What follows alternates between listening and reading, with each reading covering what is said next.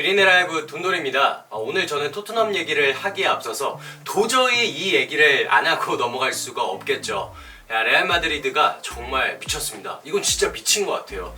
이게 지금 말이나 됩니까? 우선은 맨시티가 1차전에서 4대3으로 이긴 상황이었죠. 그리고 나서 레알 마드리드의 홈인 산티아고 베르나베우로 와서 두 팀이 맞붙었는데요. 후반에 마레즈가 이 본인에게 온 공을 기가 막히게 차 넣으면서 한 골 더 달아났고, 경기 수리 풀리기 전까지 거의 후반 90분에는 이제 최종 스코어가 5대3인지라 이게 이제 이렇게 되면 레알 마드리드가 끝났구나, 드디어 맨시티가 올라가겠네, 과르디올라의 저주도 여기까지인가 보다, 이렇게 생각을 했는데, 이거 상투적인 표현이지만 축구 진짜 모릅니다. 후반에 교체되어서 들어온 호드리구가 한 번은 컵백으로 벤제마 패스 받아서 잘라 먹었고요. 또 연달아 1분 뒤에는 뭡니까, 크로스 올린 걸 헤딩으로 기가 막히게 맨시티의 골망을 갈랐어요. 자, 순식간에 동점이 된 거죠. 호드리구가 키가 175? 5가 좀 안 되죠? 근데 헤딩으로 아주 중요한 동점골을 넣을 줄은 정말 몰랐습니다. 결국 연장으로 갔고 레알의 해결사 벤제마가 페널티킥을 얻었습니다. 무난하게 차 넣으면서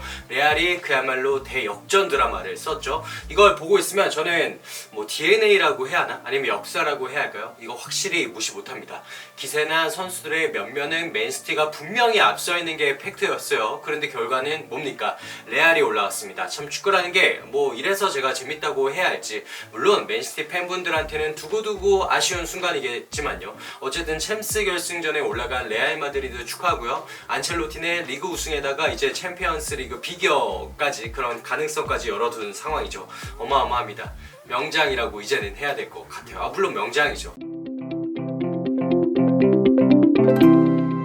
자, 그리고 이렇게 챔피언스리그 얘기를 할 때 굉장히 민망해지는 팀, 바로 토트넘입니다. 왜냐하면 토트넘은 챔피언스리그는커녕 유로파도 지금 못 들어갔죠. 구단의 규모와 팬덤은 굉장히 커졌는데 그걸 뒷받침할 수 있는 아웃풋이라고 해야죠. 결과 리그에서의 순위, 그리고 또 유럽 대항전에서의 위상 등등을 살펴보면 정말 아쉽고 또 살펴볼 수조차 없습니다. 일단 챔피언스리그를 나가야 토트넘이 이 정도 하는구나, 저력이 있구나, 매력적인 팀이네 등등, 그리고 또 전세계 수많은 팬들과 언론 매체, 심지어는 같이 경기를 뛰고 있는 선수들에게 강하게 뇌리에 인식이 돼서 이게 이적 시장에서도 그 효과를 톡톡히 누릴 수 있는 거죠. 이게 바로 우리가 축구계에서 말하는 선순환이라는 거잖아요. 그래서 더더욱 현재 토트넘은 챔피언스리그에 어떻게든 나가려고 하는 것이고요. 그러려면 선결 과제죠. 리그에서 4위 안에 드는 거.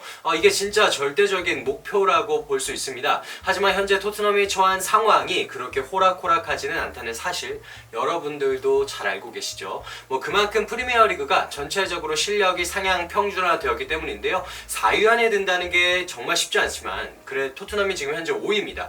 따라서 남은 4경기에 모든 것을 쏟아 부어야만 하는 상황입니다. 제가 왜 쉽지 않냐고 했냐면요, 토트넘이 당장에 이번 주말에 리그에서 리버풀을 만납니다. 맨시티와 더불어 최고의 이 강자 포지셔닝을 확고하게 가져가고 있는 팀이죠. 또 지금 리버풀은 분위기가 워낙에 좋습니다. 최근에 5경기에서 4승 1무고요. 승점이 82점으로 지금 리그 2위입니다. 맨시티가 83점이니까 딱 1점 차이네요. 근데요, 오늘 맨시티와 레알의 경기, 이 경기 때문에 맨시티 선수들이 정말 후폭풍이 좀 셀 것 같아요. 반면에 리버풀은 이걸 기회라고 보겠죠. 본인들은 이미 챔피언스리그 결승 진출했고요. 그러면 클롭 감독이나 선수들 사이에서 우리 좀만 더 하면 리그랑 챔피언스리그 가져오자, 이런 동기부여가 엄청날 거예요. 근데 여기서 끝이 아닙니다. 리버풀이 지금 카라바오컵은 이미 우승했죠. 또 FA컵도 결승에 진출해 있어요. 그럼 리그, 챔피언스리그, 카라바오컵 우승했고, 그 다음에 이 FA컵까지 산술적으로는 한 시즌 4개 대회 석권이라는 잉글랜드에서 정말 전무후무한 기록이 가능한 상황입니다. 여러분들이 리버풀의 선수나 스텝이라면 이거 욕심 안 나겠어요? 평생 구단의 역사에 두고두고 남는 기록이잖아요. 토트넘도 챔피언스리그 진출을 위한 리그 4위 정말 절실한데, 글쎄요, 리버풀에 비할 바가 안 되네요. 자, 이런 상황에서 토트넘이 지금 리버풀을 만나야 되는 겁니다. 심지어 이번 경기는 리버풀의 홈인 안필드에서 경기를 치르게 됐고요. 두 팀은요, 최근 리그에서 맞붙었을 때 5경기 리버풀이 4승 4번 이기고 또 1번을 비겼어요. 절대 약세죠, 토트넘에서 보면. 또 제 눈에 띄는 기록이 안필드에서만 보면 2011년 이후에 11경기에서 3무 8패했다고 합니다. 토트넘 입장에서. 네, 이쯤 되면 제가 기록을 더 얘기하는 게 무슨 의미가 있을까 싶을 정도로 토트넘은 상대 전적 그리고 기세 또 동기부여 측면에서 오히려 굉장히 밀린다 이렇게 볼 수 있습니다. 토트넘의 콘테 감독은 그럼에도 있는 힘 없는 힘 막 쥐어짜가지고 선발 라인업을 꾸릴 거고요. 또 리버풀을 공략할 여러 가지 전술을 세우겠죠. 매체에서도 예상 라인업을 짠 게 있어서 제가 가져와 봤는데요. 리버풀은 4-3-3, 토트넘은 3-4-3으로 아마 라인업을 꾸리겠죠. 제가 보면서 느낀 게 뭐 여러분들도 마찬가지겠지만 선수 몇몇이 공격진 정도를 빼면 정말 밀린다. 특히 윙백이나 수비 쪽은 압도적 차이다 느껴집니다. 콘테 감독 입장에 한번 제가 빙의를 해봤어요. 손흥민, 케인 당연히 먼저 이렇게 쓰겠죠. 슥슥슥 쓰겠고 그 다음에 클루세스키는 모우라가 이제 뛰는 걸 보니까 이거 안 된다 싶겠죠. 아마 당연히 클루세스키도 쓸 거예요. 그 다음에 본인 전술의 핵심이 윙백이잖아요. 근데 설상가상으로 토트넘이 이제 왼쪽 오른쪽 레길론과 도어티가 전부 부상입니다. 그래서요 세세뇽과 로얄을 넣어야 되는 상황. 참 씁쓸하죠. 이따 아마 콘테는 이렇게 생각할 거예요. 지금 리버풀은 아놀드랑 그리고 로버트슨인데 나는 지금 세세뇽과 로얄을 쓰고 있네? 이런 생각 분명히 들 거란 말이죠. 콘테 감독 입장에서 제가 잠깐 생각을 해본 거죠. 역으로 보면 콘테 감독이 정말 이 스쿼드 가지고 잘하는 겁니다, 여러분들. 제가 선발 라인업에 대해서 얘기하다가 생각난 게 있어서 여러분들께 소개를 마저 더 해드리려고 하는데요. 토트넘에서 5년 좀 안 되게 뛰었던 잉글랜드 골키퍼 폴 로빈슨이 있어요. 이 폴 로빈슨이 풋볼 인사이더와 인터뷰한 게 있더라고요. 예전에 골 넣는 키퍼로 좀 유명했고 이분이 벌써 40대라고 하니까 시간이 정말 빠릅니다. 어쨌든 로빈슨이 손흥민 선수가 지난 레스터전에서 2골 넣었잖아요. 거기에 대해서 그냥 대단하다. 오랜 기간 프리미어리그 최고의 선수 중 한 명으로 군림하고 있다. 이렇게 먼저 칭찬을 했고요. 또 이어서요. 아마도 콘테가 라인업을 짤 때 가장 먼저 이름을 적는 선수가 바로 손흥민일 것이다. 그는 명백한 탑티어다 라면서 제가 아까 좀 생각한 부분에 대해서도 토트넘에서 직접 뛰어본 잉글랜드 국가대표팀 출신 선수가 얘기해 준 겁니다. 저 또 의미가 있는 내용 하나를 더 말해줬는데요. 손흥민은 경기장 안팎에서 영향력이 있는 선수다. 그의 행동은 모범적이며 그의 미소는 탈의실을 밝게 비춘다. 호감이 가는 사람이자 훌륭한 축구선수. 거의 이 정도면 손흥민한테 반했죠. 지금 실력도 실력인데 인성적인 부분에 대해서 언급한 거잖아요. 저는 이거 완전히 동의를 하고요. 최근에 에피소드가 또 하나 있었습니다.